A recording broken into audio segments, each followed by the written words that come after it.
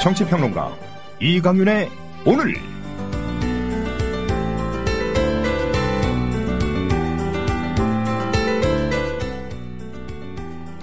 안녕하십니까, 이강윤입니다. 10월 15일 목요일 시작합니다. 이명박은 서울시를 하나님께 봉헌하더니 박근혜는 아버지를 위한 나라를 만들고 있다. 아버지가 일으켜 세운 나라라고 생각하는 그에게 나라 사랑은 박씨 부녀에 대한 충성과 별개가 될 수 없다. 애국이라는 명목으로 국민의 충성을 받아 제 아버지에게 효도를 한다. 부모에게 물려받은 내 나라로 착각하는 그는 오늘날 상속의 시대를 가장 크게 누리는 인물이다. 혹시 이것이 부모에게 효도해서 부모의 재산을 물려받는 이른바 효테크인가? 분열과 갈등을 싫어하며 하나로 통합하겠다는 욕망은 엄청난 지배욕이다. 올바른 역사는 하나가 아닌 역사다. 역사 기록이란 기억투쟁이다. 역사 교과서 국정화는 기억의 국정화다.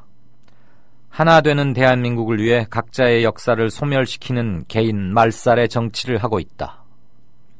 오늘 아침 한겨레에 실린 예술사회학자 이라영 씨의 칼럼 마지막 대목을 오늘 오프닝으로 공유했습니다. 잠시 후 시작합니다.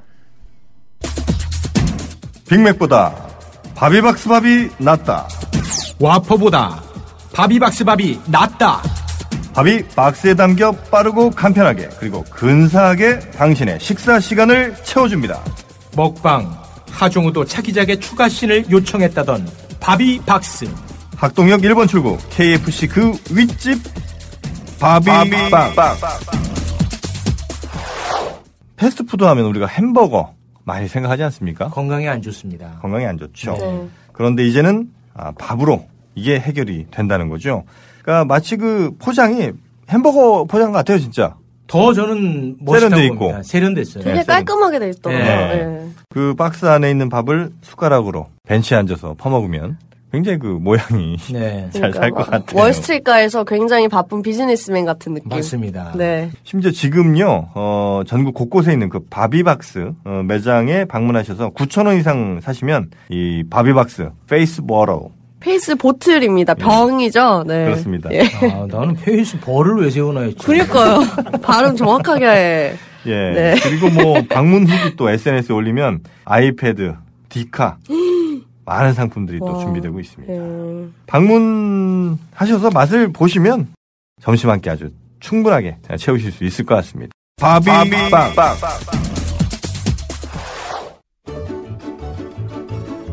아직도 콘도 회원권 분양받으세요? No. 저렴한 금액으로 회원권을 이곳에서 구입하세요. 전국에 있는 모든 콘도 회원권, 여러분이 찾는 회원권에 관한 정보가 모두 있습니다. 회원권 114, 대한민국 대표 회원권 거래소 회원권 114.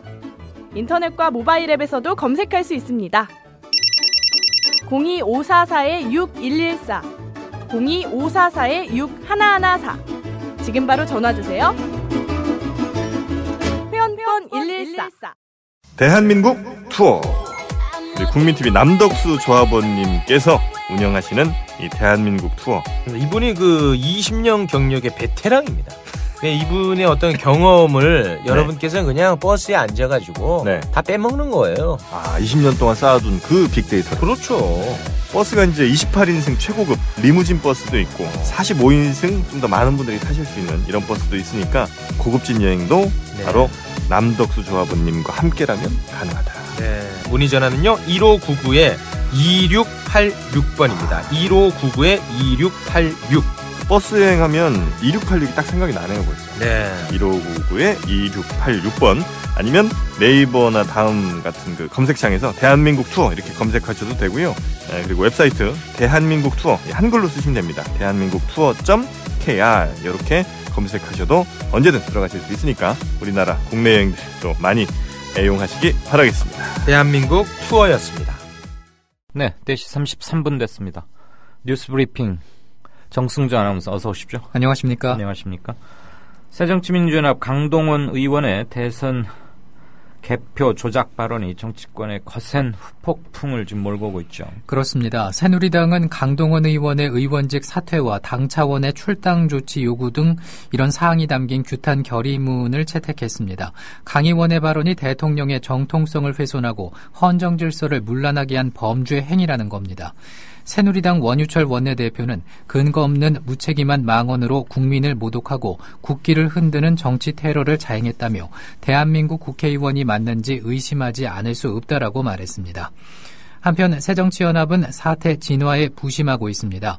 강동원 의원을 운영위원직에서 사퇴시켰고 문재인 대표도 강 의원의 의혹 제기가 상식적이지 않고 국민 공감을 받지 못하고 있다면서 선을 그었습니다. 문 대표는 하지만 새누리당의 지나친 공세는 국정역사 교과서 국면을 덮으려는 정치적 책략이라고 맞받았습니다. 네. 당의 대응 수위와 자세를 두고도 좀 여러 가지 말이 나오고 있습니다. 자, 한편 문재인 대표는 황교안 총리의 일본 자위대 발언에 관해서 박 대통령이 직접 사과해야 한다 요구했죠? 예. 새정치연합의 문재인 대표는 오늘 국회에서 긴급 의원총회를 소집해서 황 총리의 발언은 일본 자위대의 대한민국 파병 가능성을 사실상 공식화하는 정부 최고위 관계자의 발언으로 반역사적 반민족적 망언이라고 말했습니다. 그러면서 일본 자위대의 한반도 진출 가능성에 대한 우리 정부의 입장도 제대로 다시 확립을 해야 한다고 강조하기도 했습니다. 네. 황 총리는 어제 대정부 질문에서 새정치연합 강창일 의원이 한국에 사는 일본 거류민들의 신변에 위협이 돼 일본이 한국에 진출하려 하면 어떻게 하겠느냐고 묻자 일본과의 협의 결과의 필요성이 있다고 인정이 될 때 입국을 허용하겠다고 답해서 논란이 일었습니다. 한편 김민석 국방부 대변인은 오늘 정례 브리핑에서 국방부는 한반도 안보와 국익에 영향을 미치는 일본의 군사활동은 우리 정부 요청이나 동의 없이 용인할 수는 없다는 게 기본 입장이라고 밝혔습니다. 네. 청와대 문건 유출 혐의로 재판에 넘겨진 조응천 전 청와대 비서관 그리고 박관천 전 경정에 대해서 법원이 무죄 그리고 징역 7년을 선고했어요. 그렇습니다. 서울중앙지법은 1심 선고 공판에서 조응천 전 비서관에게 무죄를 박관천 경정에게는 징역 7년을 선고했습니다. 조 전 비서관 등은 공무상 비밀 누설과 대통령 기록물 관리법 위반 혐의 등을 받아왔습니다. 지난 2013년 6월부터 지난해까지 정윤회 씨의 국정개입 의혹을 담은 문건 등 청와대 내부 문건 17건을 박근혜 대통령의 친동생 박지만 이지 회장 측에 수시로 건넸다는 겁니다. 재판부는 일단 이들이 청와대로부터 빼냈다는 문건들을 대통령 기록물로 보기 어렵다고 판단을 했습니다. 해당 문건의 원본은 대통령 직무수행상 작성된 대통령 기록물로 볼 수가 있지만 그것의 복사본인 유출 문건까지 대통령 기록물로 보기는 어렵다는 얘기입니다. 네. 그러나 해당 문건들의 내용은 공무상 비밀로 볼 여지가 있다고 결론을 내렸습니다. 다만 조 전 비서관이 문건 유출을 지시했다는 부분에 대해서는 박경정의 일관성이 없는 진술이 유일한 증거인 상황에서 혐의를 인정하기는 어렵다고 봤습니다. 이에 따라 조 전 비서관에게는 무죄가 판결됐습니다. 함께 기소된 박경정에게는 일부 업무상 기밀 유출 혐의와 유흥업소 관계자에게 금품을 받은 혐의 일부가 인정이 되면서 징역 7년이 선고됐습니다. 징역 7년이면 상당한 중죄인데 여러 가지로 대통령의 심기까지 거스렸다. 그래서 아마 괘씸죄가 추가된 게 아닌가 이런 생각이 듭니다. 징역 7년. 자, 오늘 대정부 질문 사흘째인데 노동개혁 그리고 교과서 문제 역시 계속 공방이 격렬하죠. 예. 19대 국회 마지막 대정부 질문 사흘째인 오늘 경제 분야 대정부 질문에서는 여당의 노동개혁과 야당의 재벌개혁 논리가 정면으로 충돌했습니다. 새누리당 이현재 의원은 기업이 해외로 눈을 돌리는 이유 가운데 가장 중요한 문제는 노동시장의 경직성이라면서 한국 경제 위기를 극복하고 국가 경쟁력을 높이기 위해서는 정부의 노동개혁이 조속히 마무리가 돼야 한다 이렇게 밝혔습니다. 반면에 새정치민주연합 이현주 의원은 경제성장이 둔화하고 경제적 불확실성이 해소되지 않은 시점에서 임금 피크제는 회사의 비용 절감을 위한 수단에 불과하다면서 성장 동력 확보와 법인세 정상화가 우선이라고 맞섰습니다. 경제 분야 대정부 질문이지만은 역사 교과서 국정화를 둘러싼 충돌도 계속됐습니다. 새누리당 김용남 의원은 교과서 거민정책의 문제점을 거듭 지적한 반면에 새정치연합 정세균 의원은 대통령이 친일과 독재를 미화하는 역사 교과서로 국민을 두 쪽으로 만들고 있다고 비판했습니다. 네, 기준금리 넉 달째 동결됐죠? 그렇습니다. 한국은행이 오늘 오전에 금융통화위원회를 열어서 현재 연 1.5%인 기준금리를 동결하기로 결정했습니다. 금통위는 지난 6월 기준금리를 1.5%로 내린 뒤 넉 달 연속 동결 결정을 내렸습니다. 이주열 한국은행 총재는 소비를 중심으로 한 내수 회복세와 연내 미국의 금리 인상 가능성 등을 고려해서 금통위원회 만장일치로 금리를 동결했다고 설명했습니다. 또한 한국은행은 올해 성장률 전망치를 기존의 2.8%에서 2.7%로 내렸습니다. 지난 2분기 메르스 사태의 충격이 예상보다 심각한 것으로 나타났기 때문이라는 분석입니다. 네, 이 문제 관련해서는 이따 경제뉴스 브리핑 그리고 경제과학 공부 시간에 조금 더 소상히 알아보겠습니다. 전교조 명단 공개했던 새누리당 전 현직 의원들이 전교조에게 10억 원 넘게 배상하라 대법원이 판결을 내렸군요. 그렇습니다. 대법원은 전교조가 새누리당 정두원, 김용태 의원 등 정치인 10명을 상대로 손해배상을 청구한 소송에서 전교조 측의 일부 승소로 판결한 원심을 확정했습니다. 재판부는 전교조 명단을 공개한 행위는 전교조의 존속이나 유지, 발전에 관한 권리를 침해하고 또 개인정보 자기 결정권을 침해하는 위법한 행위인 만큼 손해배상 책임이 인정된다 이렇게 설명을 했습니다. 이번 판결로 전현직 의원 9명은 명단이 공개된 조합원 8천여 명에게 1인당 10만 원씩 8억여 원을, 박광진 전 경기도 의원은 1인당 3만 원씩 2억 4천여만 원을 배상해야 합니다. 정 의원 등은 조전혁 전 한나라당 의원이 지난 2010년 4월 자신의 홈페이지에 전교조 조합원 명단과 소속 학교 등을 공개하자 비슷한 방법으로 정보를 퍼날랐고 동아닷컴도 조 전 의원에게서 자료를 받아서 홈페이지에 명단을 올렸습니다. 조 전 의원과 동아닷컴은 항소심 판결 이후에 상고하지 않아서 각각 4억 5천만 원과 3억 6천만 원을 배상하라는 판결이 확정이 됐습니다. 앞서 조 전 의원과 동아닷컴은 이번 재판과는 별개로 지난 7월에도 대법원에서 조합원 3천여 명에게 배상하라는 확정 판결을 받기도 했습니다. 네, 1인당 10만 원씩 8억 원, 박광진 경기도 의원은 1인당 3만 원씩 2억 4천여만 원 배상해야 한다. 참 오래 걸렸습니다만 사필 규정이 아닌가 그런 견해들이 많더군요.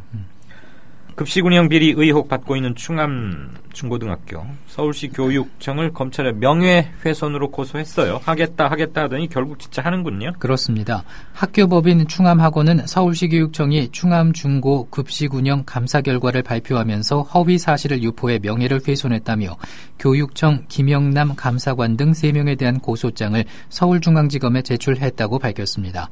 충암학원은 검찰에 제출한 고소장에서 학교가 용역 근무일지를 조작하거나 배송 용역비를 허위로 청구해 횡령한 사실이 없는데도 교육청이 배송 용역비를 허위로 청구해 횡령했다고 잘못 발표했다고 주장했습니다. 앞서 서울시 교육청은 지난 5월부터 충암 중고교의 급식 운영 실태에 대한 감사를 벌여 급식 관련 예산 4억 천여만 원이 빼돌려진 정황을 확인하고 충암고 전 교장과 행정실장 등 18명에 대한 수사를 검찰에 의뢰했습니다. 네, 어제 오늘 이 화면 보신 분들 많으실 텐데 이 동영상 최문순 강원도지사가 도의회 질의 답변을 하다가 갑자기 아무 말도 없고 그러더니 쓰러졌어요. 그래서 이게 뭐 의식을 잃은 거냐 아니면 혹시 술 때문이냐 말이 많은데 어떻게 된 거랍니까? 예, 일단 당시 상황을 좀 말씀드리면 최문순 강원도지사가 도의회에 출석을 해서 첫 질문을 받았습니다. 진기엽 의원이 강원도 출자기관에 대해 질문을 했고 최 지사가 고개를 떨구고 답변을 하지 못했습니다. 네. 결국 의식을 잃고 쓰러진 최 지사는 직원들의 부축을 받고 집무실로 이동을 했고 의회는 의장 지시로 즉각 정회했습니다.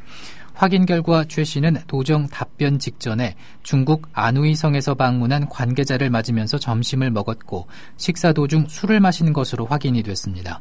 만취 상태는 아니었고 워낙 빡빡한 일정 탓에 과로와 음주가 겹쳤다는 얘기입니다.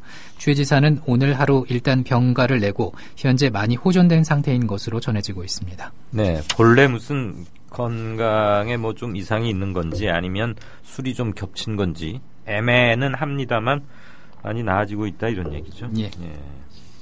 자, 해경본부 결국 세종시로 이전이 확정됐군요. 그렇습니다. 해경본부의 세종시 이전이 사실상 확정된 것으로 알려지면서 정부와 여당에 대한 인천 지역 민심이 극도로 악화하고 있습니다. 오늘 정부 관계자 등에 따르면은 박근혜 대통령은 미국을 방문하기 직전인 지난 12일에서 13일쯤 행정자치부의 중앙행정기관 이전 계획 변경안에 대해서 승인을 한 것으로 전해졌습니다. 이 변경안은 해경본부를 포함한 국민안전처와 인사혁신처, 소청심사위원회, 정부청사관리소 등 4개 기관을 세종시로 이전하는 겁니다. 이에 따라서 해경본부 존치 목소리를 높여온 인천 지역 각계각층은 정부와 여당을 향해서 배신감을 느낀다면서 울분을 토해내고 있다고 합니다. 네. 초등학생들이 왜 집회를 열었답니까? 네, 그 전남 여수의 여도 초등학교 학생 10여 명인데요. 오늘 학교 앞에서 자신들이 진학을 하게 될 여도 중학교 폐지에 반발을 하면서 집회를 열었습니다. 해당 초등학생들은 여수시가 사립외고 설립을 추진하면서 지금 재학 중인 여도 초등학교를 공립으로 전환하고 인근에 있는 여도 중학교를 폐교한다는 정책에 반대한다는 뜻을 밝혔습니다. 이들은 학급회의에서 집회를 열기로 하고 지난 7일 여수경찰서에 오는 30일까지 집회 신고를 낸 것으로 전해지고 있습니다. 전남 여수시는 여수산단 입주기업의 기금으로 운영하는 여도 초등학교와 중학교를 각각 공립으로 전환하거나 폐교한 다음 사립외고를 설립한다는 계획을 추진하면서 학생과 학부모 교사들의 반발을 사고 있습니다. 네, 아무래도 뭐 엄마 아빠들이 많은 것을 도와는 좋겠지만 초등학생들이 집회를 했다. 이거 참 학교 교육이 문제입니다. 매주 수요일 사교육 문제 한 10회 예정으로 시리즈를 하고 있습니다. 어제 그 2번째였고요. 교육 문제에 관심이 있으신 분들은 매주 수요일 오후 5시쯤 이강래 오늘 접속하시면 들으시면 많은 도움이 좀 되기를 바랍니다. 의욕적으로 하고는 있습니다. 자, 다음 뉴스 볼까요? 지금은 인류 역사상 청년 인구가 가장 많고 그래서 또 뭐 그러긴 하겠지만 청년 실업이 가장 심각한 시대다. 세계은행의 진단이군요. 예, 세계은행은 보고서를 통해서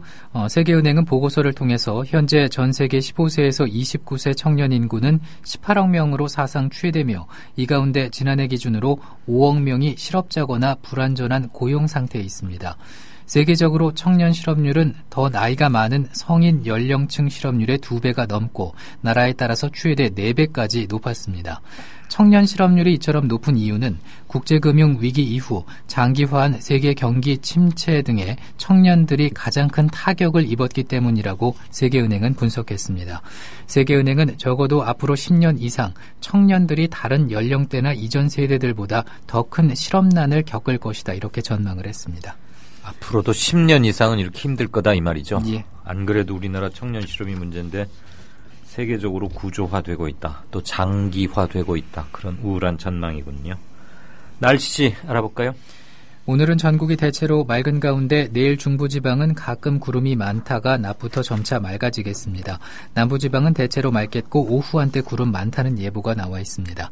경상북도 일부 지역은 오후에 산발적으로 빗방울이 떨어지는 곳도 있다고 합니다. 아침 최저 기온은 전국이 6도에서 15도, 낮 최고 기온은 21도에서 25도의 분포를 보이겠습니다. 네, 지금까지 뉴스브리핑의 정승조 아나운서였습니다. 고맙습니다. 고맙습니다. 많이 힘들어. 많이 힘들어? 우울해.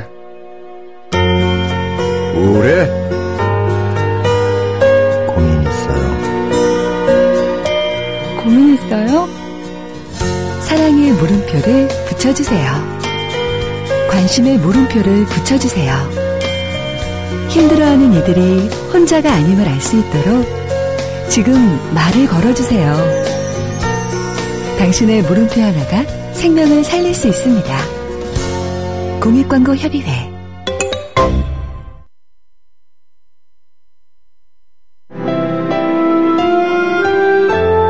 주장이 질서를 만나면 아름다워집니다. 주장이 화해를 만나면 힘이 생깁니다. 주장이 감동을 만나면 희망이 됩니다. 주장이 배려를 만나면 마음을 움직입니다. 마음을 움직이는 힘, 배려에서 시작됩니다. 한국방송광고공사 공익광고협의회.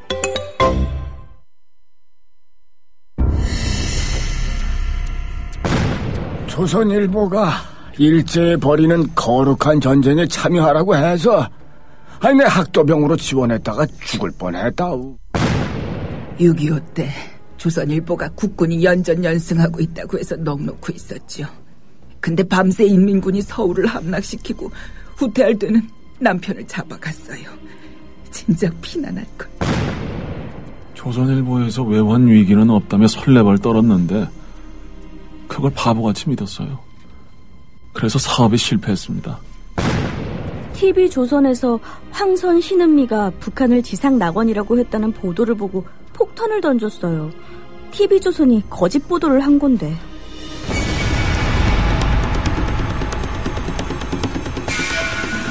이런 조선일보가 여전히 신문시장 1위를 독점하고 있습니다.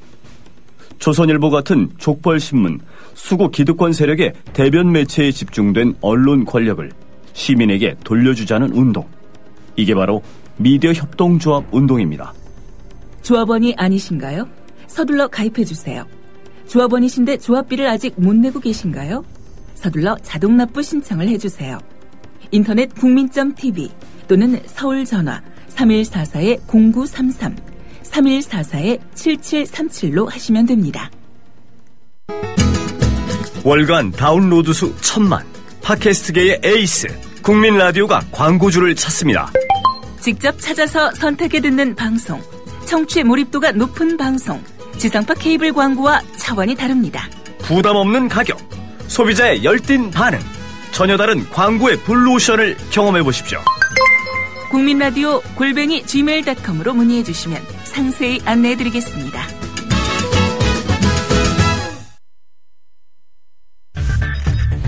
이강인의 오늘, 이제는 정가 산책으로 함께합니다. 정치권 동향 생생하게 풀어드릴 분은요. 네, 한국일보 양정대 기자, 안녕하세요. 네, 안녕하세요. 오늘 새누리당 의총 한다고 예고했었는데 그거 네네. 특별한 게 있었어요? 특별한 거라고 따지면 어쨌든 역사교과서를 이 국정화하는, 역사교과서 국정화 추진을 이제 당론으로 채택했다. 예. 공식적으로 이제 당의 공식 입장으로 채택했다. 이거를 굳이 특별하다고 하면 특별할 수 있겠는데. 그건 오늘 그거보다는 오늘 그 자리에서 있었던 강연이 하나 있었는데요. 네. 이 보수 우익 쪽의 인사를 불러서 역사교과서를 왜 국정화해야 하는지에 대한 이 나름의 이 근거를 좀 마련하고 이 당내 의원들의 이 좀 당내 의원들이 밖에 나가서 이제 얘기할 수 있는 근거를 좀 만들어주자 이런 차원에서였던 것 같은데요. 네. 오늘 SNS에 보니까 이 전희경 자유경제연구원 사무총장 예. 이분의 예전 백분 토론 내용도 돌아다니고 그러던데요. 예. 이 전희경 사무총장을 이제 강연 연사로 초청을 해서 역사교과서를 왜 국정화해야 하는지에 대한 이 강연을 들었는데 한마디로 말씀드리면 좀 황당 강연? 이렇게 얘기를 해야 될 것 같아요. 예. 어제 우리 애들이 주체사상 배우고 있습니다. 이런 플래카드 걸었다고 참 대도 않은 일을 하고 있다. 말도 안 되는 얘기하고 있다. 이런 말씀을 드렸는데. 네. 근데 하루 만에 철거하지 않았습니까? 예. 아, 철거했어요? 전국적으로? 뭐 오늘 그 특이 명칭도 사실 솔직히 별 관심이 없어서 자세히는 모르겠는데 어쨌든 지금 새누리당이 국정화 추진을 위해서 당의 특별기구를 만들었지 않습니까? 아, 예. 뭐 역사 인식 무슨 뭐 있어요. 거기 이제 간사를 맡고 있는 사람이 바로 강은희 의원인데 강은희 의원 아, 이게 19대 국회가 다 저물어 가는데 석 달 남겨놓고 이름 처음 들어보는 의원도 있네. 이 강은희 의원이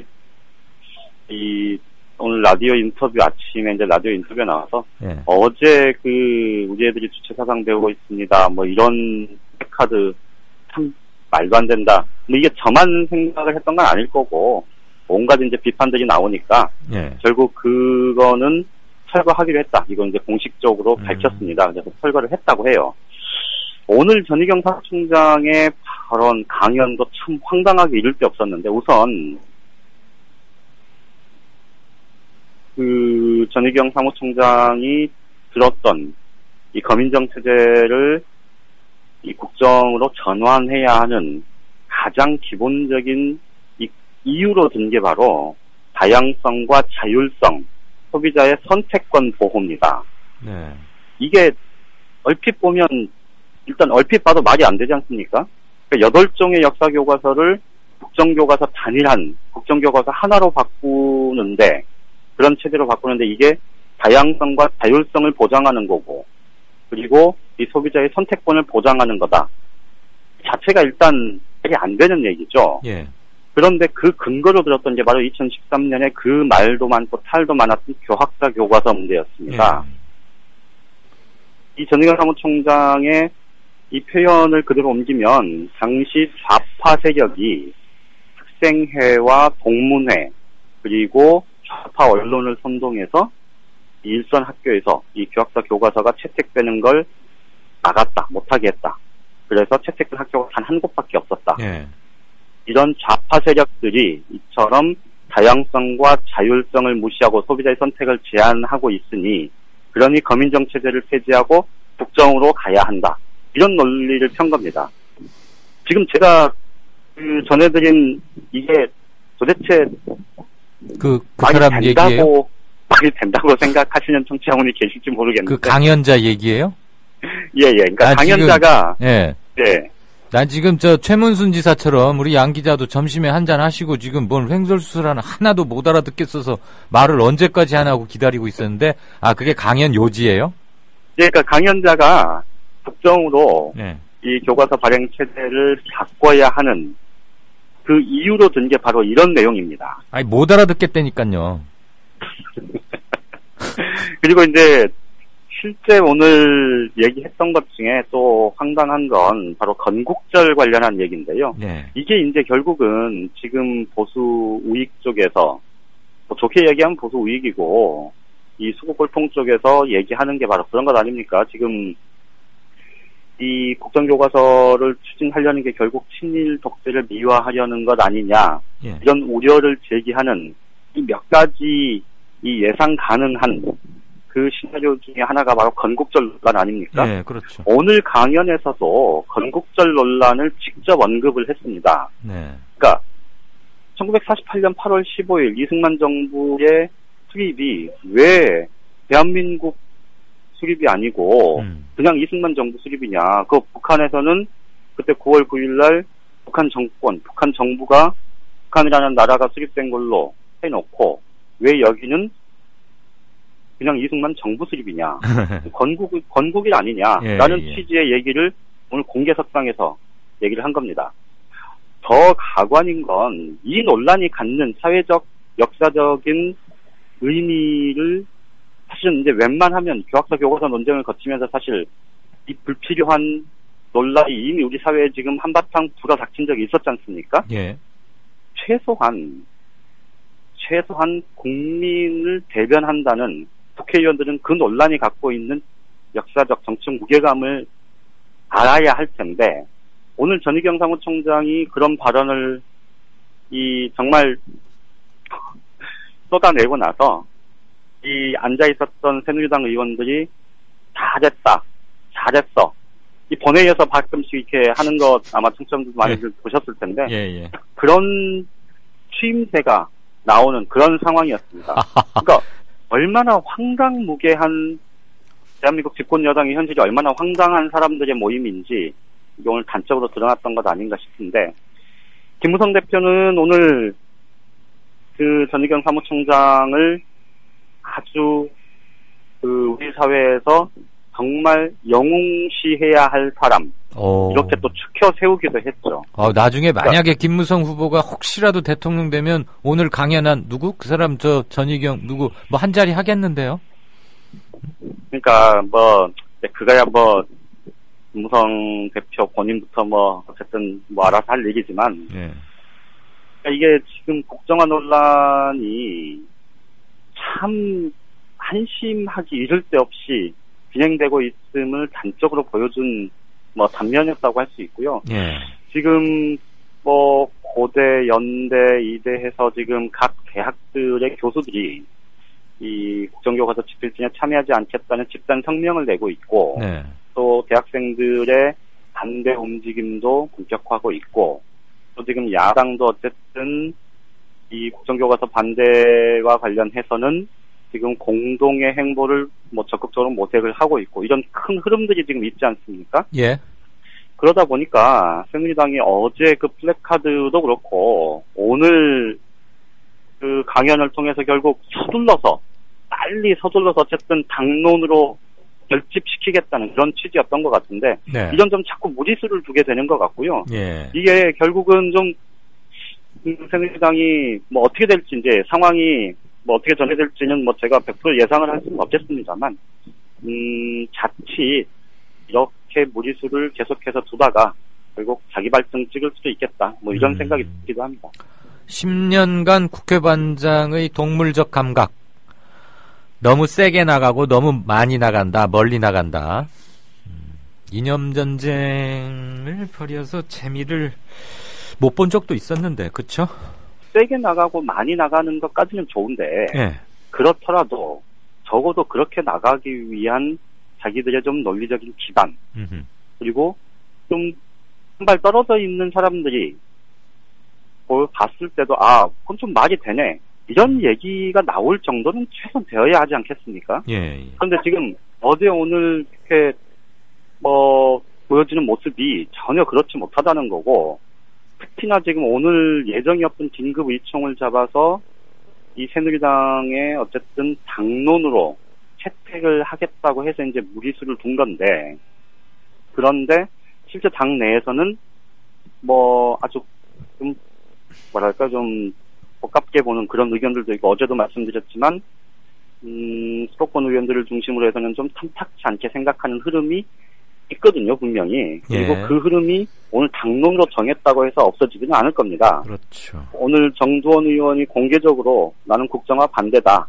이건 말도 안 되는 짓이다. 라고 얘기를 한 게 있는데 그런 흐름들이 이제 조만간 터져 나올 수도 있을 겁니다. 어쨌든 지금 이렇게 자기 논리가 분명하고 설득력 있게 국민들한테 다가갈 수 있는 그런 논거가 충분하다면 다소 과하게 정부 여당이 붙이는 게 효과를 볼 수도 있겠습니다만 지금 하는 걸 봐서는 그렇게 치밀하게 준비되어 있지 못한 것 같다. 오히려 그 역풍이 앞으로 가면 갈수록 커질 수도 있겠다. 이런 예상이 든다는 겁니다. 알겠습니다. 자, 어디 하나 찔러도 피 한 방울 나을 것 같지 않고 항상 보면 단정하게 빗어넘긴 머리에 아주 일단 그냥 단단하게 생기긴 했어요. 황교안 국무총리님.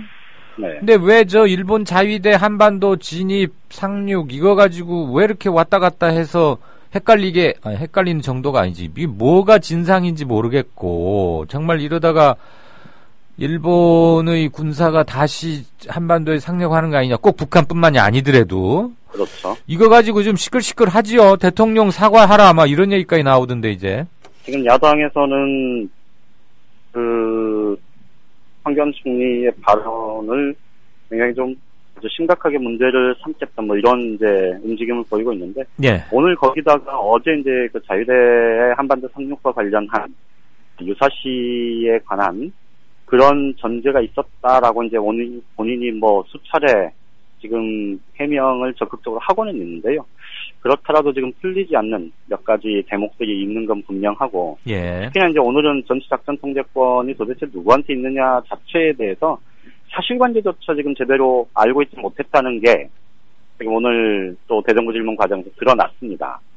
그러니까 말씀하신 대로 황교안 총리는 뭐 박근혜 대통령이 이제 처음에 그 법무부 장관으로 인선을 했을 때 그 이후에 이 공안 통치 논란, 공안 정국 논란의 와중, 그리고 이 통합진보당 해산을 위한 헌법재판소 재판 과정, 이런 데 사실 지금 정부 여당 정권 내에서 사실은 좀 뭐랄까요, 그 보수의 또는 박근혜 대통령의 그 이념적인 행보, 뭐 이런 것들의 가장 최선두에서 그 상황들을 쭉 정리를 해왔던 당사자 아닙니까? 네.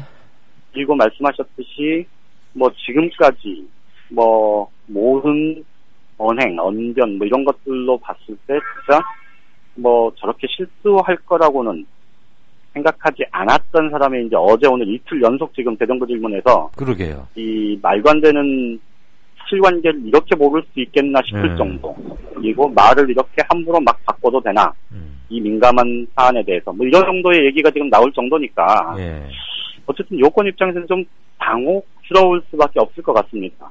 그런데 이제 문제는 지금 그 한반도 유사시의 자위대의 한반도 상륙 가능성 문제, 그리고 전시작전 통제권 문제, 이런 것들이 결국은 특히 이제 전자 같은 경우는 이 역사교과서 논쟁과 맞물리는 측면도 있고, 그리고 지금 박근혜 대통령이 미국을 방문 중인데 사실 전시작전 통제권 부분 환수 문제가 사실 지금 한미 간에 어쨌든 한국과 미국 양국 사이에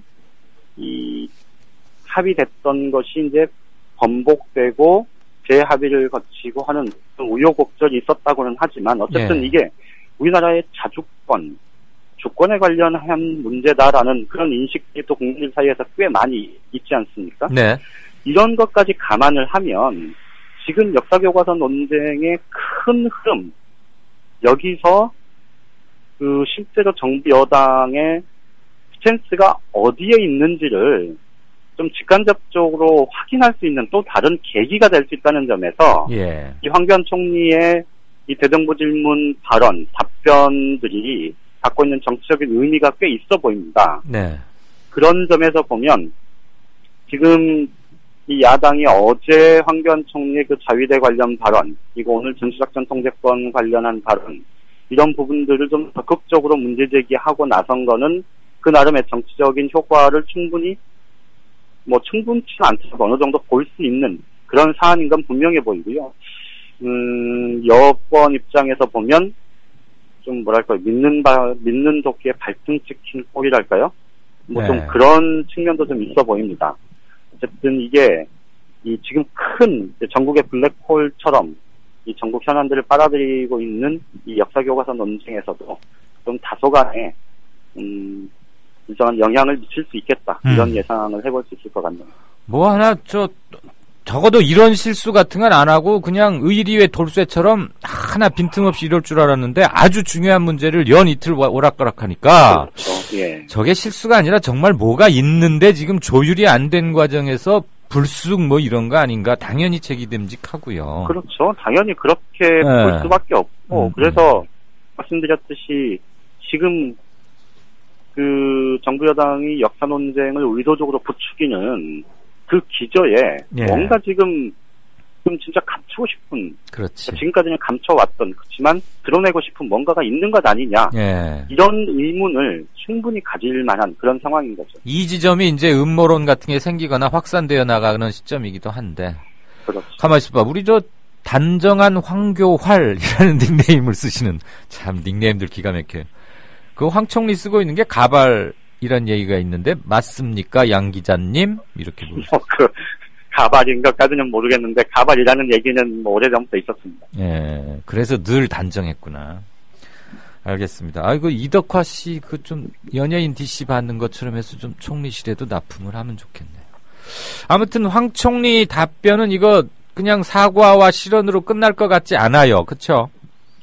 그렇기도 하고요. 국방부에서도 지금 뭐 정식으로 부인하고 이러는데. 그렇죠. 그러니까 황 총리가 사과를 하면 그 자체로 좀 문제가 될 텐데 일단 황 총리는 지금 어제 그 발언 회의록, 속기록을 근거로 해서 나는 제대로 얘기한 건데 오히려 이종걸 의원이 잘못 알아들었다 이 소리 아니에요? 그렇죠. 그러니까 언론들이 앞뒤 다 자르고 보도해서 오해가 생긴 거다. 뭐 이렇게 지금 강변을 하고 있어서 이 논란 쉽게 가라앉지는 않을 겁니다. 이 무슨 뭐 해석하고 말 게 어딨어? 그냥 들으니까 딱 그 소리더구만. 뭐 더군다나 얘기 답변 중에 보면 한일 간에 또 한미일 간에 뭔가 미약이 있었던 것처럼 그렇게 비춰질 수 있는 소지가 충분하지 않습니까? 그러게요. 자기가 말을 그런 얘기까지 해놓고 지금은 계속 이제 언론을 탓하고 있는 거죠. 제일 그 상중 하급 우리 취재하면서 만나보면은 진영을 떠나서 이 사람은 내공이 있구나 없구나 그런 거 좀 감 잡히잖아요.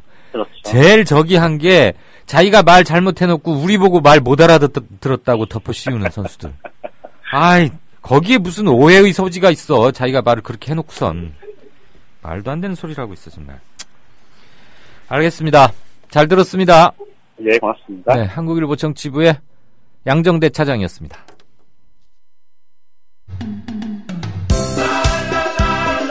국민TV 조합원인감? 나가지 있게 지역협의회에 가입해야 쓰겠어. 국민TV 조합원이요? 지역협의회에 가입해야죠. 국민TV 조합원 맞나? 막 퍼뜩 지역협의회에 가입해 안 가나?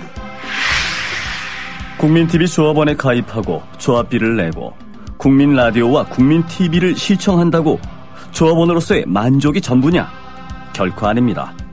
가까운 지역협의회에 가입하셔서 가까이 사는 조합원과 동지애를 나누십시오.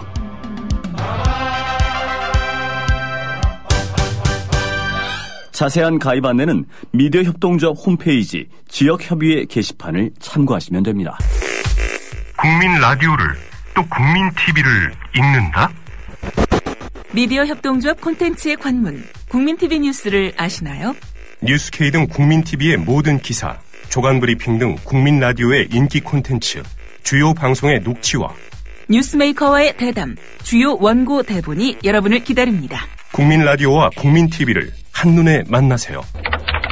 news.국민.tv 모바일 접속은 m.news.국민.tv.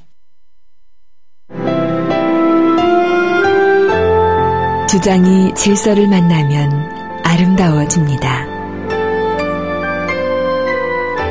주장이 화해를 만나면 힘이 생깁니다. 주장이 감동을 만나면 희망이 됩니다. 주장이 배려를 만나면 마음을 움직입니다. 마음을 움직이는 힘, 배려에서 시작됩니다. 한국방송광고공사 공익광고협의회.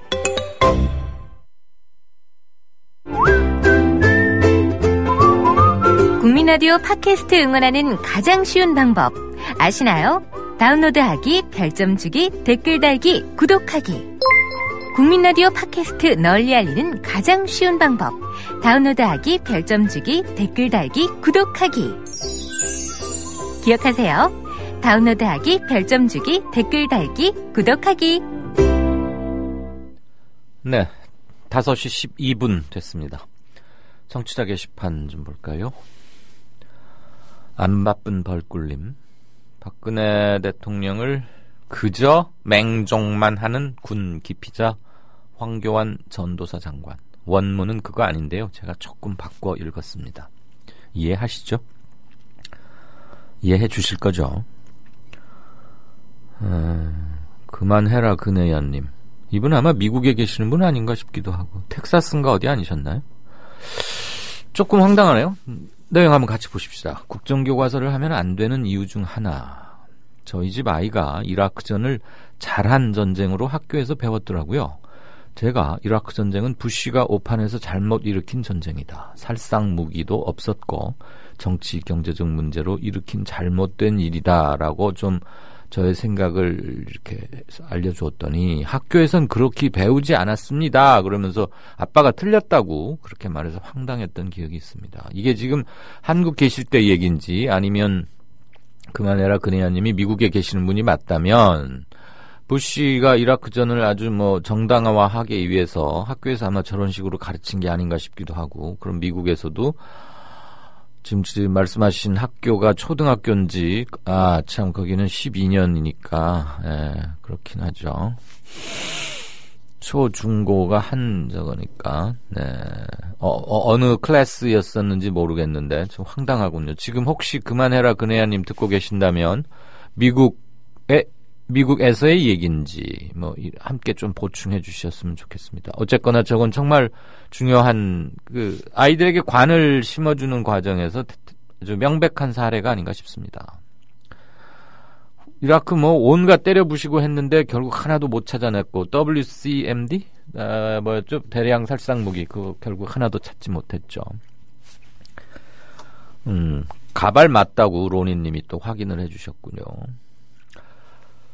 자, 건국절에 국정교과서 등이다. 아이고 세상이 왜 이렇게 미쳐 돌아가냐 이런 말도 있고, 황당한 새누리의 끝없는 망발. 이강윤의 오늘 감사히 듣고 있습니다. 로니님 매일 와주시니까 오히려 제가 미안합니다.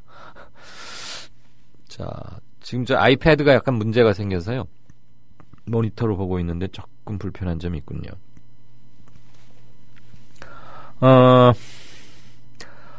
허위사실 유포를 집권당이 국민을 상대로 펼쳐놓고 말이 좀 안 된다거나 문제가 된다 싶으니까 그냥 플래카드, 현수막 철거하면 그냥 끝이로구나. 야, 이게 말이 되느냐.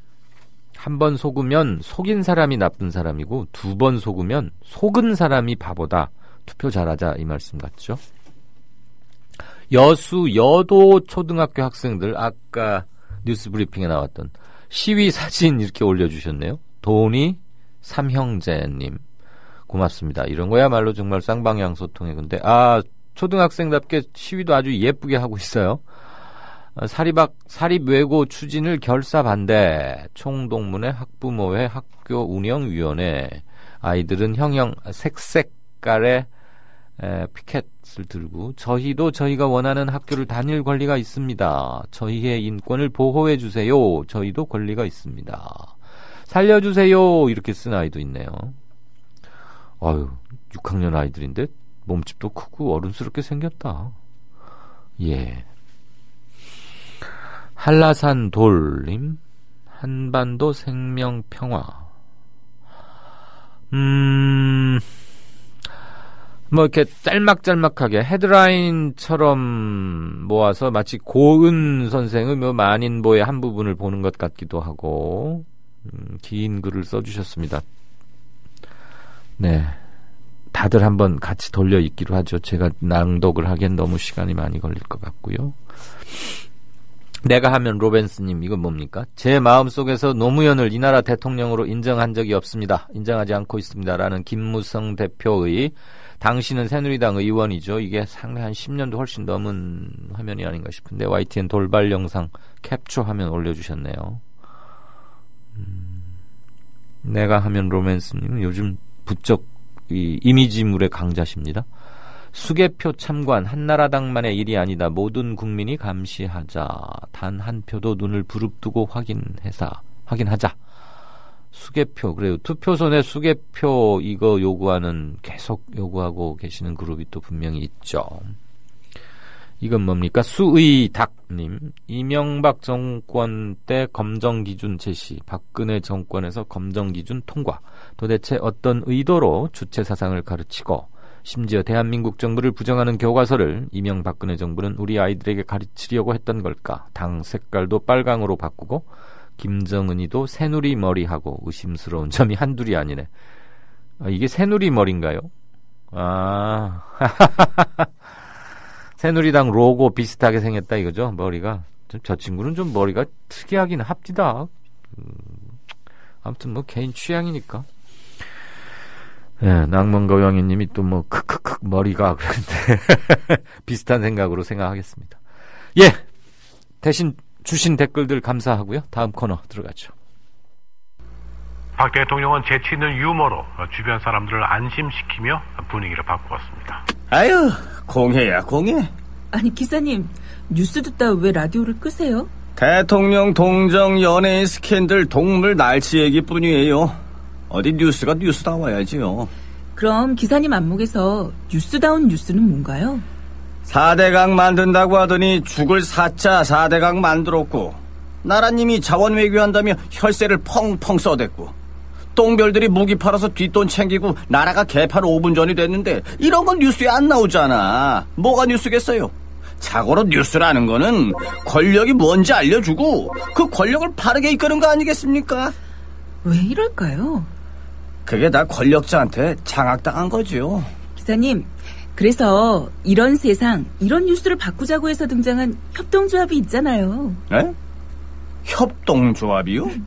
조합원이 사주라서 조합원 뜻에 어긋나는 뉴스를 만들 수 없는 그런 방송이에요.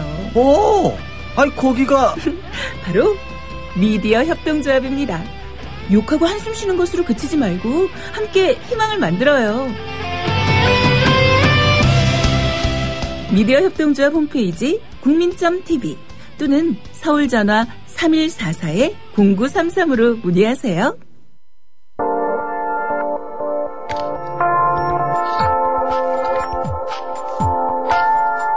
지금 여러분께서는 정치평론가 이강윤이 진행하는 국민라디오 시사 프로그램 이강윤의 오늘과 함께하고 계십니다. 계속해서 오늘의 경제 쟁점을 짚어봅니다.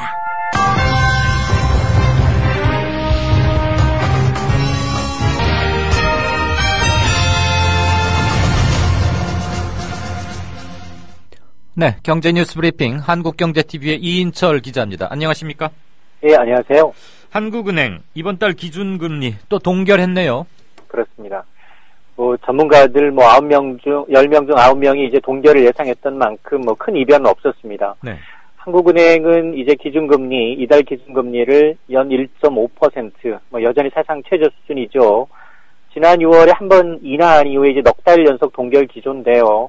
이렇게 이제 금리를 동결한 것은 대내외적으로 보면 지금 우리만 금리를 내리기에는 좀 불확실한 게 너무 많다라는 겁니다.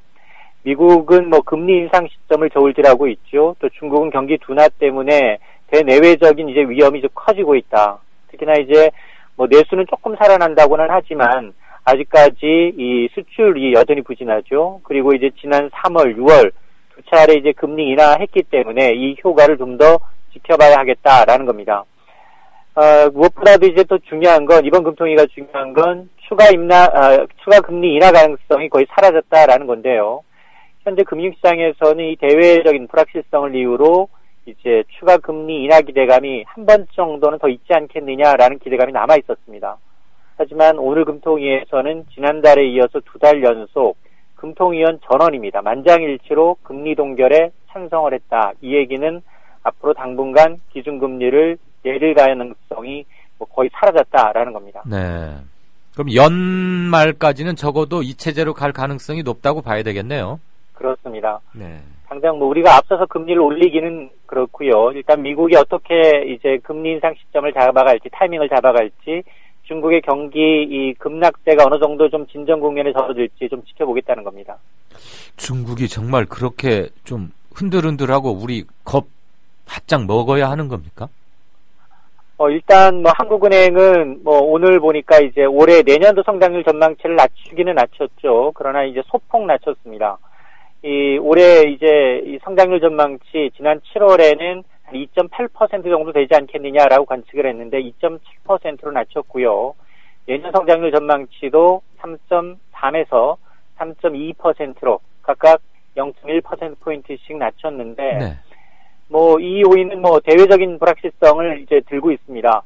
중국을 비롯해서 신흥국 경기가 둔화되고 있죠. 특히나 이제 원자재 이 가격이 급락하다 보니까 원자재의 굉장히 비중이 높은 신흥국가들은 거의 경기가 경착륙을 우려할 정도입니다.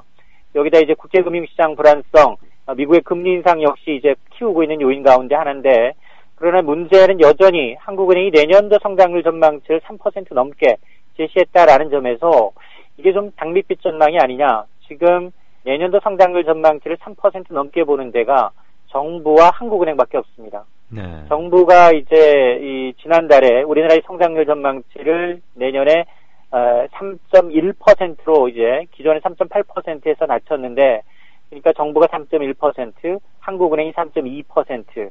그러나 이제 국제통화기금 IMF는 무려 2.7%대, 일부 이제 해외 투자 은행들은 2% 중반을 밑돌 수도 있다라는 경고가 나오고 있어서 내년에도 경기가 녹록지는 않을 것이다라는데 과연 이 정부의 전망이 한국은행과 정부의 전망이 맞을지도 좀 지켜봐야겠습니다.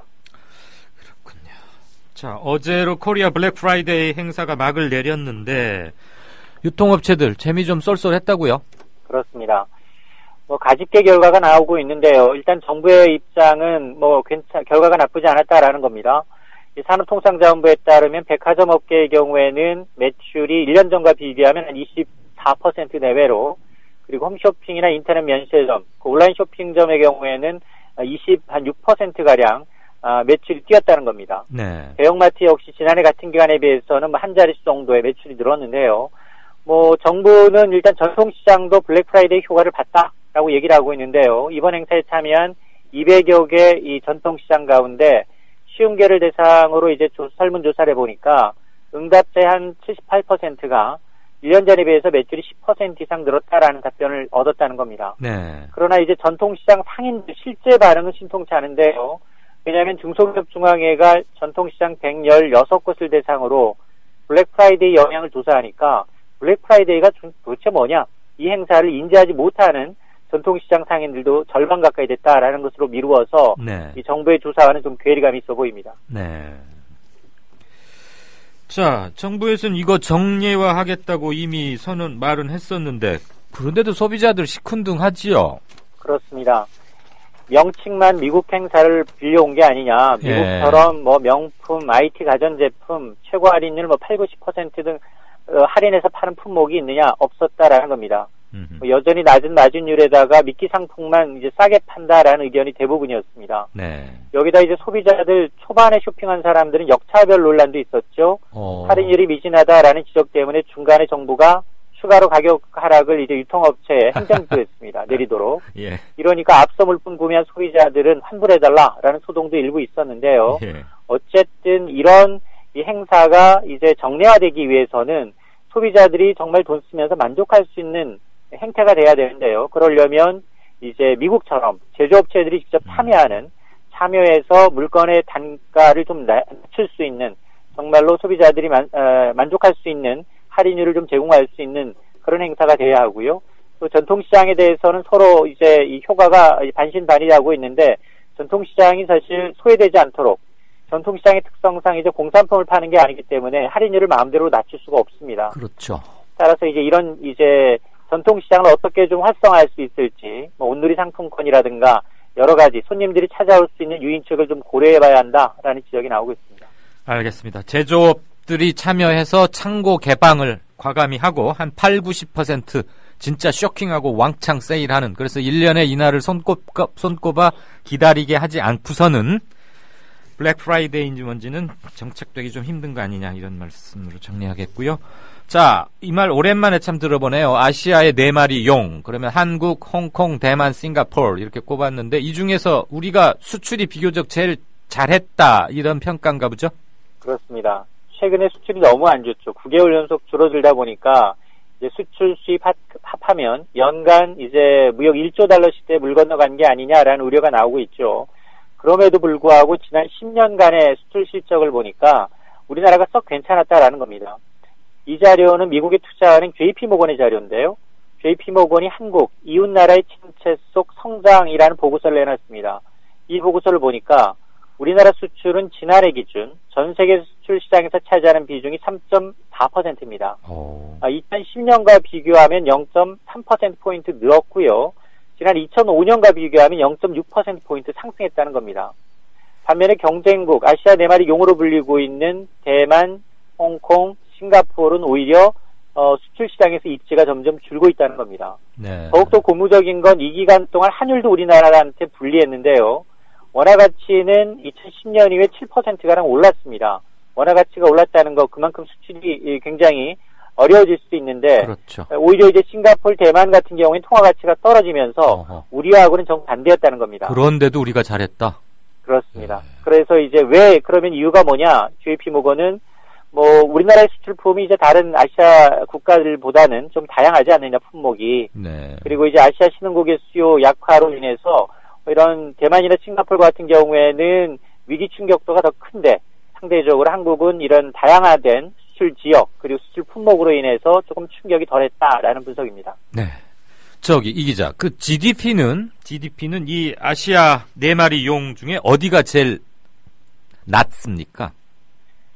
제일 낮은 것은 지금 이 대만과 이제 대만이 좀 낮지 않을까 생각이 들고요. 우리보다 좀 더 낮아요? 수치는 기억이 안 나는데요. 싱가포르하고 홍콩이 좀 높고요. 그렇죠. 그리고 우리나라가 그 다음이고 대만이 우리보다 좀 낮지 않나라고 생각이 듭니다. 우리가 3위쯤 하군요.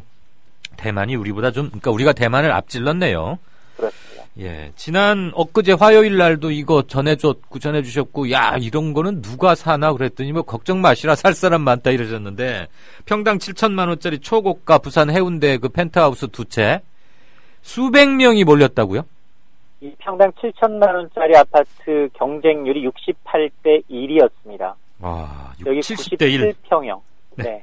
67억 원 아파트인데요. 예. 여기가 펜트하우스가 이제 6가구였다고 하는데 200명 넘게 접수를 해서 68대 1을 기록했는데요. 물론 이게 다 우리나라냐, 국적을 따져보면 외국인이 있을 수도 있습니다. 그럼에도 불구하고 이 아파트 전체 경쟁률이 평균 17대 1입니다. 그러다 보니까 정말 경기 안 좋다라고 하면서도 남들과 다른 거, 그리고 남과 좀 차별화된 거, 이 주거를 원하는 돈 있는 사람들이 정말 많구나 라는 건데요. 최고가 이 VIP 마케팅이 먹혀들었다 이 얘기는 사실 이제 다른 사례가 될 수 있다는 점에서 조만간 이제 평당 1억 원대 아파트가 등장하지 않겠느냐라는 우려 섞인 얘기도 나오고 있는데요. 이 정도면 정부가 이 분양가 상한제 부활을 좀 검토해야 되는 게 아니냐라는 지적도 나오고 있습니다. 그렇겠네요. 그나저나 어마어마합니다. 자, 작년에 개장한 롯데월드몰, 우리 국민 2명 중 한 사람 방문했었다고요? 그럼 안 가본 사람이 이상한 게 되는 거네요, 이제. 맞습니다. 지난해 10월 15일 개장해서 오늘로 정확하게 1주년 맞았는데요. 1년 동안 방문객 수가 총 2,820만 명입니다. 예. 저는 안 갔다 왔는데 한국 인구 2명 가운데 1명이 다녀왔다 그러니까 지방에서도 엄청 왔다 갔나 봅니다. 저도 못 가봤어요. 근데 이제 1년간 누적 방문객 수, 이게 지금 보면 우리나라 사람도 있습니다만 중국 관광객도 많습니다. 무려 150만 명 정도가 한국을 찾아왔는데 이 중에 한 4명 가운데 1명 정도가 이 롯데월드 면세점, 월드타워점을 좀 찾아갔지 않겠느냐라는 관측인데요. 어쨌든 이처럼 대규모 관광객을 끌어모으는데 성공해서 여러 가지 여가며 쇼핑이며 레저며 한 자리 해결 가능하다라는 이점을 살리기는 했는데, 그러나 최근 들어서 이제 경영권 분쟁 이란도가 시작이 됐죠. 그리고 안전 문제, 도로 지반이 꺼지고 건물벽에 균열이 생기는 등 화재가 끊이지 않았기 때문에 덜반의 성공이 아니냐라는 평가도 나오고 있습니다. 네, 잘 들었습니다. 지금까지 경제 뉴스 브리핑 한국경제TV의 이인철 기자였습니다. 고맙습니다. 네, 감사합니다. 제주 문옥양 노지 한라봉 판매합니다. 여수 돌산 갓김치 팔아요. 안동 산골에 맛있는 사과를 소개합니다. 거금도에서 직접 키운 전복을 직거래로 가져가십시오. 속리산 문장대 아래 청정지역에서 재배한 콩으로 만든 청국장 맛보세요. 거창 민들레 사과 어떠세요? 광천 특산품 광천김 끝내줍니다. 정직하고도 유익한 특산품, 멀리서 찾지 마세요. 지금 국민TV 홈페이지 홍보마당 사업홍보 게시판에 펼쳐 있습니다. 파실 분, 사실 분, 함께 어우러진 행복한 상생의 장. 여러분을 초대합니다. 국민.tv 홍보마당 사업홍보 게시판 지금 들러주세요.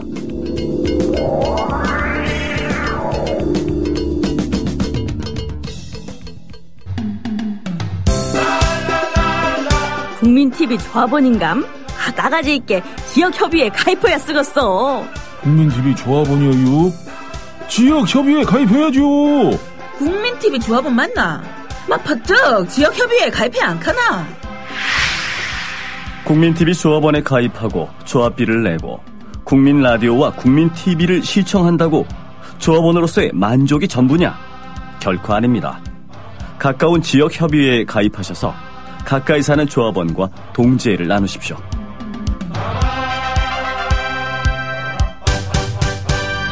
자세한 가입 안내는 미디어협동조합 홈페이지 지역협의회 게시판을 참고하시면 됩니다. 네, 5시 33분입니다. 조금 전에 경제뉴스 브리핑에서 평당 7천만 원에 분양하는 아파트에 68대1? 70대 1이요? 70대 1. 어마어마하군요. 70대 1이면 말이 그렇지. 이건 3대 1이 넘어가면 저는 잘 감이 오질 않던데.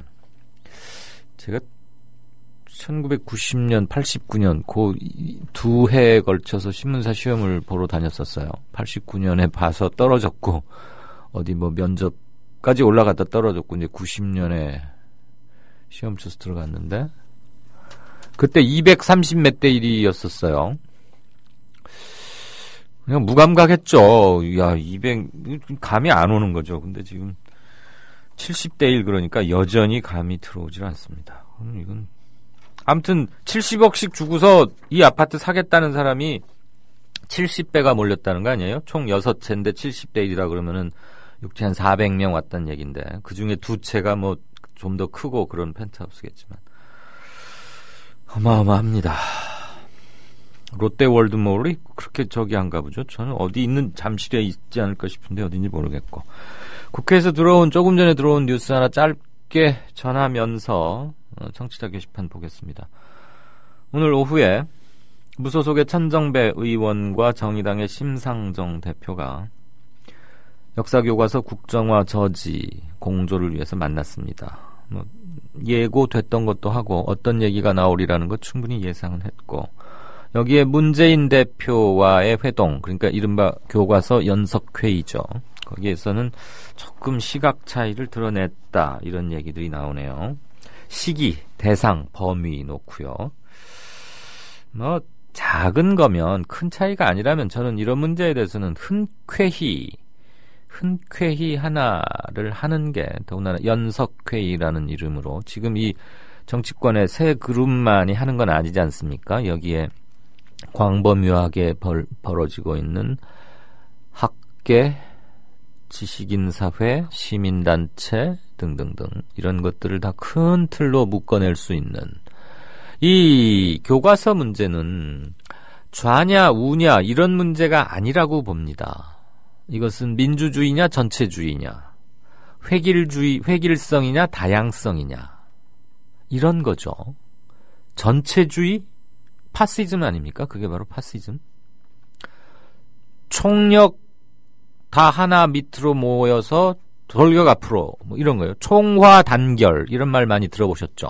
총력 단결, 총화 단결. 지금 생각하는가 하니까 그런 것이 다 정치 이데올로기였습니다. 제가 초등학교 때 72년 제가 초등학교 4학년 때 유신이라는 게 도입이 됐고 그래서 뭣도 모르면서 선생님이 주시는 무슨 유인물을 받아들고 분필 칠판 글씨를 좀 잘 쓴다는 이유로 교실 뒤편에도 문예물이니 뭐니 꽃 같은 거 붙이고 하는 그 칠판 있잖아요.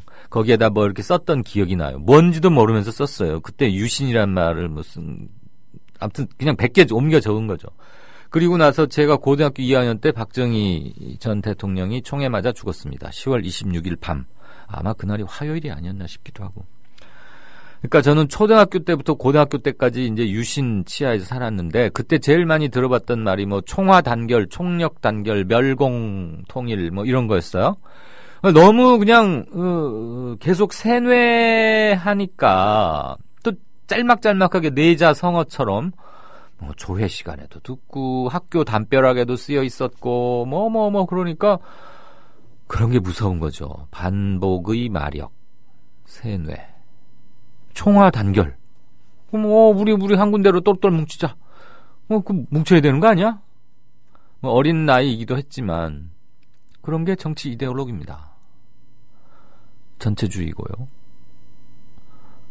단결해서 나쁠 건 없는데 다양한 토론과 여러 생각의 차이를 존중하면서 필요할 때는 단결하는 것이고, 뭐 외침에 대해서 단결한다거나 사회의 불의에 대해서 단결하고 뭉치고 당연하죠. 근데 무슨 총화 단결, 한 놈도 다른 생각은 용납할 수 없어, 이탈하지 마, 줄 반드시 서, 따라와, 열 맞춰서, 이런 거 아닙니까?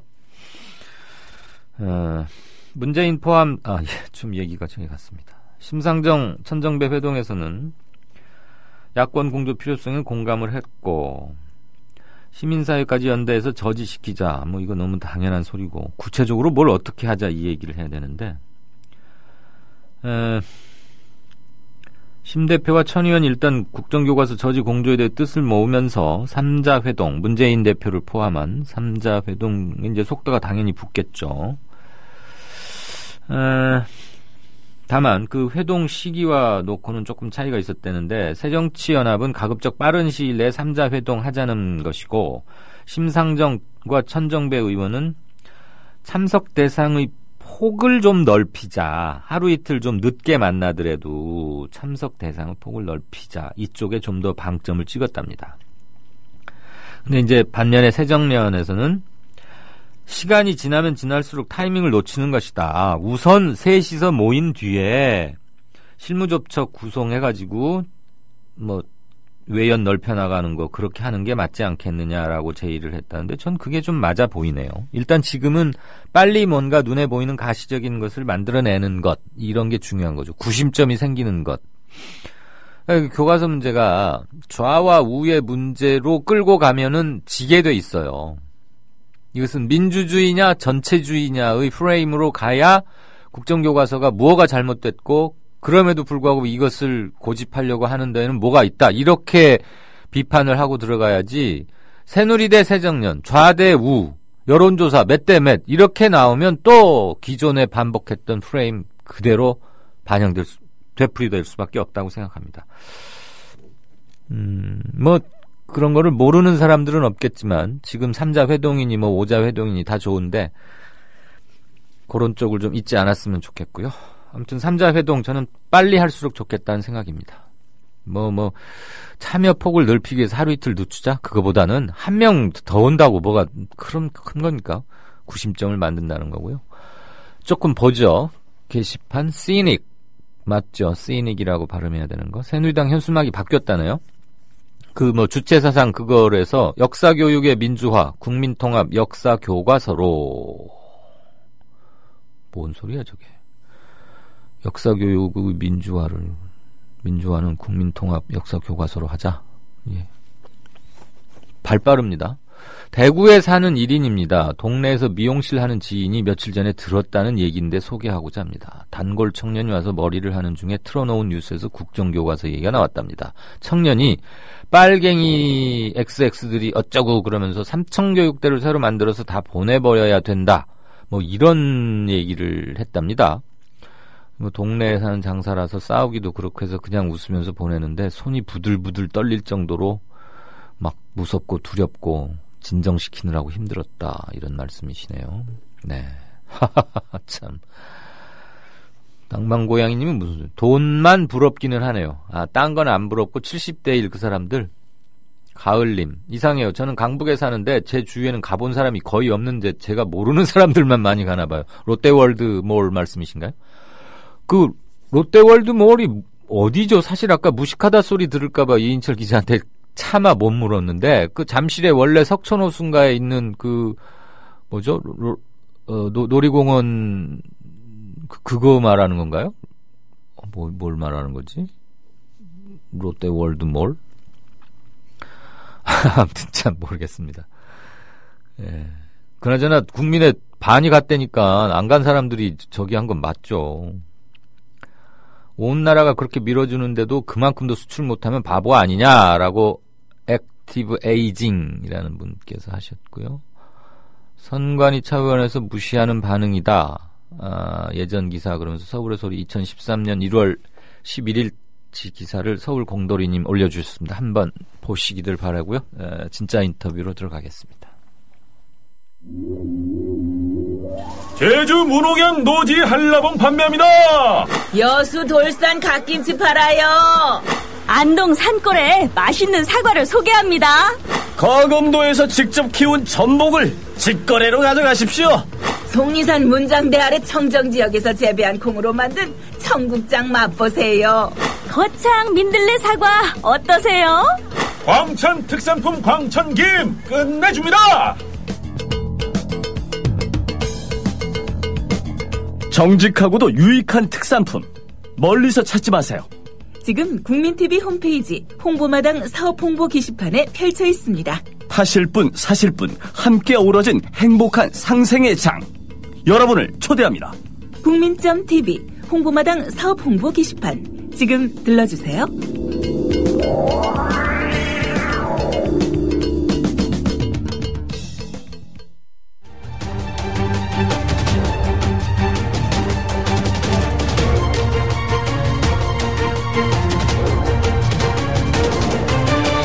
이강윤의 오늘 이제는 진짜 인터뷰입니다. 네, 진짜 인터뷰입니다. 5시 44분 들어왔네요.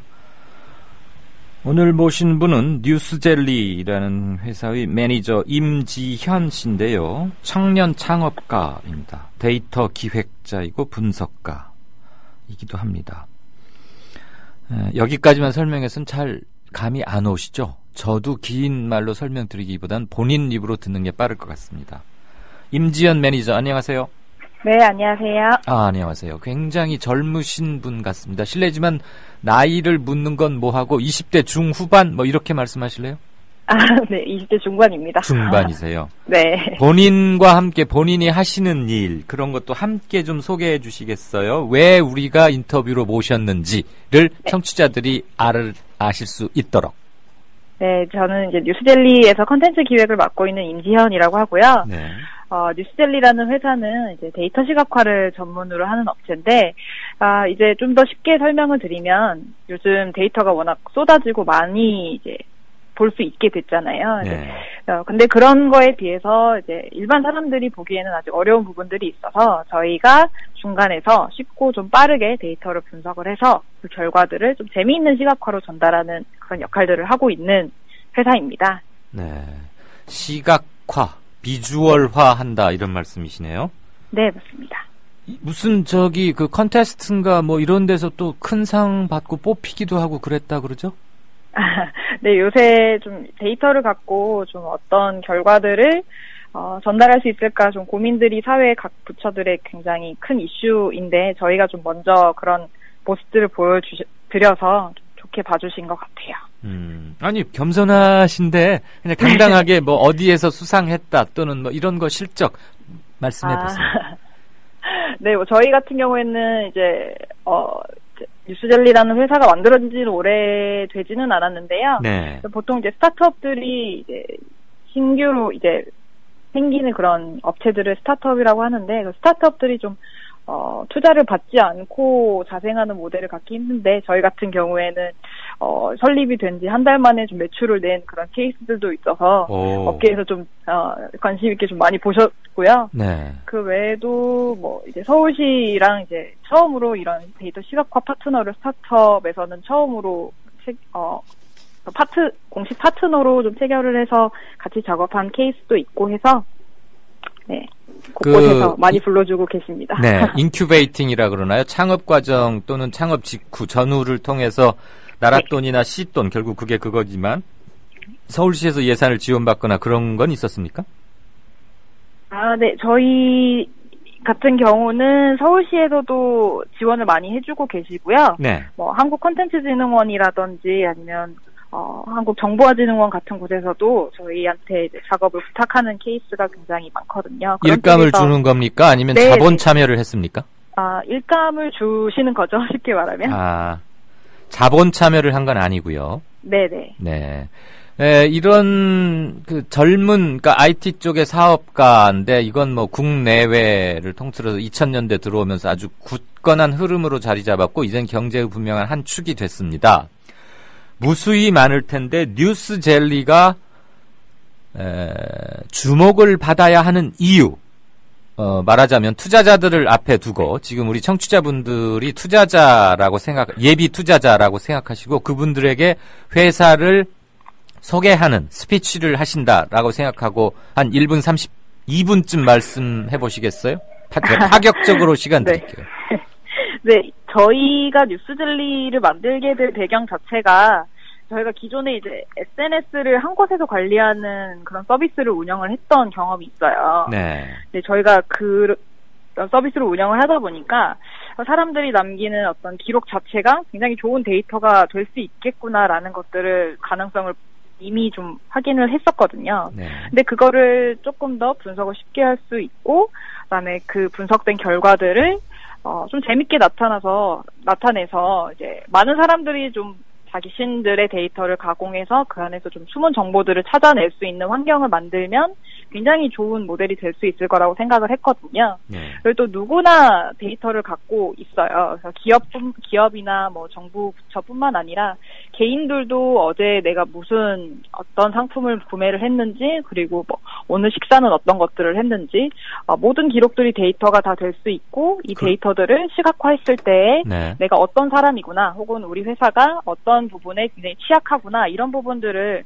굉장히 빨리 확인을 할 수가 있는 거거든요. 네. 저희의 뉴스젤리가 갖고 있는 부분들이 그런 이제 데이터들을 모으고 그 안에서 갖고 있는 의미들을 쉽게 찾아내는 방법들을 좀 제시를 해드리고 있기 때문에 저희가 갖고 있는 어떤 제품이나 분야가 쓰일 수 있는 그런 가능성들이 좀 저희는 무궁무진하다고 생각을 하고, 지금도 여러 기업과 파트너십을 맺으면서 네. 저희 역량들을 좀 보여주고 있다는 면에서 많은 관심을 가져주셨으면 좋겠습니다. 연습하셨습니까? 아니요. 네.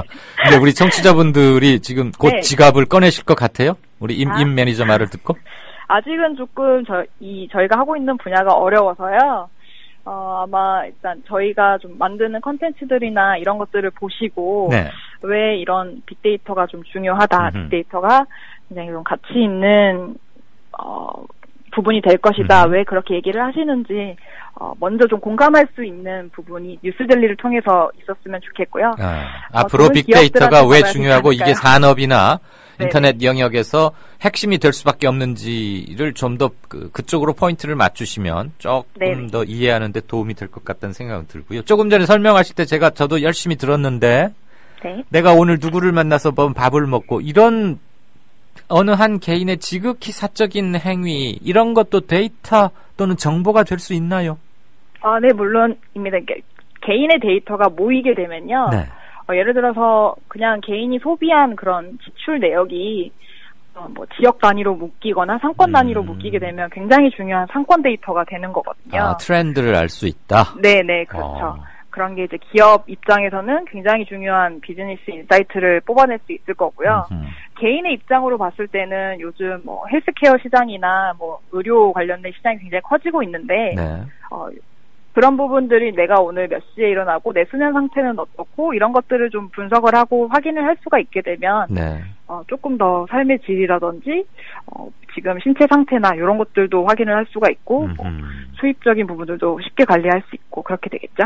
결국은 얼마나 많은 사람들로부터 얼마나 많은 소소해 보이는 그러나 조금만 가공하면 정보가 될 수 있는 것들을 얼마나 많이 모으느냐의 문제인 것 같은데요. 네, 맞습니다. 그럼 사람들을 어떻게 모으죠? 사실 그런 부분들은 이제 이동통신사나 카드사들을 통해서 이미 좀 축적이 되고 있는 부분들도 있고요. 그 외에 이제 지금 소지하고 계신 뭐 IoT 제품들, 그러니까 전자기기나 뭐 스마트폰을 통해서도 충분히 그런 부분들을 체크할 수 있는 어플리케이션이나 이런 게 개발이 굉장히 활성화되고 있어요. 그래서 그런 기업들이나 제품들을 같이 콜라보 형식으로 작업을 할 수 있게 되면 그런 개인의 데이터들도 쉽게 확인을 할 수가 있게 되겠죠. 조금 듣기에 따라서는 불편하거나 공격적인 질문으로 들리실 수도 있습니다. 네. 정보하시면 답변을 안 하셔도 됩니다. 네. 우리 임 매니저가 20대 중반이라고 하셨는데 아마 대학을 졸업한 지 몇 년 안 되신 것 같아요. 네, 맞습니다. 이리저리 취업해보려다가 안 돼서 이력서만 쓰고 몇백 장씩 쓰고 계속 화장하고 면접 다니고 싫고 이러느니 내가 할래. 그래서 창업했습니까? 그런 부분들이 적다고는 말씀 못 드릴 것 같아요. 조금은 있었다. 네네. 그런 부분들이 정말 취업이 저도 겪어봤지만 굉장히 어려워요. 어려운데도 불구하고 막상 또 취직을 해보면 취업 선배들의 얘기를 들어보면 그렇게 본인이 꿈꾸던 모습들을 실제 실무에서 하고 있지는 않더라고요. 네. 그래서 굉장히 어려움도 노력을 많이 들이는 거에 비해서 성취감이나 좀 즐겁게 사는 모습을 많이 보지는 못한 것 같아요. 예. 그러다 보니까 이왕에 조금 더 노력을 할 거면 내가 재미있는 일, 내가 하고 싶은 일에 대해서 투자를 하는 게 좋겠다라고 생각을 해서 네, 창업을 결심하게 된 거죠. 역시 신세대답게 쿨하시네요. 네. 저 같으면 기분 나빠서 왜 그런 걸 물으세요? 하고 대답 안 할 텐데. 요즘 청년 실업은 뭐 어제 오늘 얘기가 아니고 뭐 안철수 의원 같은 분은 왜 그렇게 취직하려고 애쓰냐 그러지 말고 과감히 모험해라 투자해라 창업해라 막 이런 말씀도 하십니다.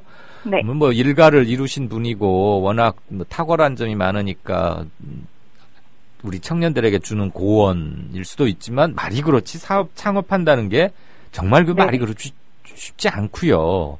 네. 물론 뭐 적은 돈으로 시작해서 뭐 실패는 성공의 어머니다 그러면서 보약 삼아서 실패할 각오를 한다고는 하지만 실패했을 때의 파장이나 뭐 이런 것들을 감안했을 때 창업이 이렇게 섣부른 건 아닌데 20대 중반에 창업을 하셨어요. 지금 혹시 매니저인데 그 소유 구조상으로 대표도 겸하고 계세요? 아니면?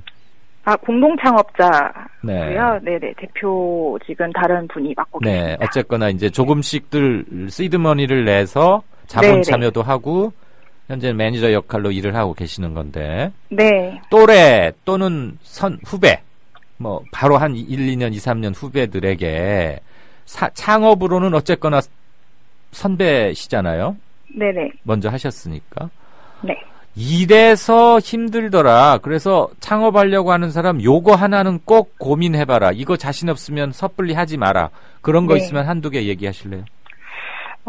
일단 제가 맨 처음에 이런 창업을 시작했을 때보다 지금이 환경이 굉장히 좋아졌어요. 이제 사람들도 되게 유명한 스타트업들 뭐 덕분이겠지만 스타트업에 대한 인식도 굉장히 많이 알려졌고 좋아지고 있는데 그만큼 어떤 뭔가 청년들이 지금 일자리 찾기 어려운 부분들을 뭔가 창업을 통해서 쉽게 좀 하려고 하는 게 아닌가라는 생각이 들 정도로 누구나 좀 하려고 하더라고요. 네.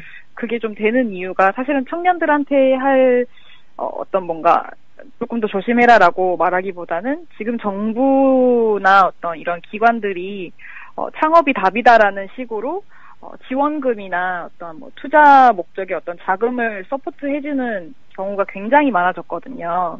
근데 사실 그런 부분들은 자금이 내가 없어도 쉽게 창업을 하겠구나라고 생각을 하겠지만 사실 다 갚아야 되는 돈이거든요. 네. 네, 그런 부분들을 사실 처음 창업을 시작을 하고 나서 정말 다른 회사나 다른 사람들에게 그러니까 다른 사람의 돈을 받는다는 게 정말 어려운 일이에요. 네. 실제로 창업을 해보시거나 아니면 일을 해보시는 분들도 아시겠지만 다른 사람들을 설득시켜야 되고 없는 비즈니스 모델을 갖고 이게 왜 유효한지를 설득시키는 과정이 굉장히 어렵거든요. 예.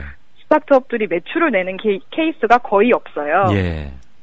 그렇기 때문에 뭔가 일단 창업을 뭔가 답으로 호도하는 정부의 그런 좀 무분별한 지원금도 조금 지원 정책들도 좀 문제가 있다고 생각을 하고요. 네. 그걸 또 너무 취업이 안 되다 보니까 이거를 뭔가 스펙으로 여겨서 그냥 좀 쉽게 자본금을 정부로부터 얻어내가지고 이걸 창업을 해서 내가 이력서 한 줄에 쓰겠다라는 좀 안이한 생각들을 갖고 있는 친구들도 있는 것 같아요. 네. 그런 부분들보다는 창업은 정말 세상에 없던 비즈니스 모델을 갖고 조금 더 다양한 사람들, 많은 사람들이 그 혜택을 볼 수 있게 만드는 새로운 없던 모델을 만드는 거기 때문에 조금 더 책임감이 있고 신중하게 접근을 해야 되지 않을까라는 생각을 좀 하고 있었습니다. 아주 야무진 말씀이십니다. 나무 지갑에서 돈 가져오기가 이거 픽포켓하는 그런 거 말고요. 네네. 남 돈 버는 거 정말 어렵죠? 네네. 그게 지원이었건 투자였건 대출이었건 돈을 지키는 것도 힘들고. 예, 뉴스 젤리 앞으로 유념해서 한번 보겠습니다. 잘은 모르겠지만 중요하다는 느낌은 받을 수 있었습니다. 고맙습니다. 네, 감사합니다. 네, 지금까지 진짜 인터뷰 뉴스젤리 매니저의 임지현 씨였습니다. 작별할 시간 됐네요. 어떻게 들으셨습니까? 벌써 내일이 또 금요일입니다. 한 주가 저물려 하고 있습니다. 지금 밖은 어둠이고요. 들어주셔서 대단히 감사합니다. 이강윤이었습니다.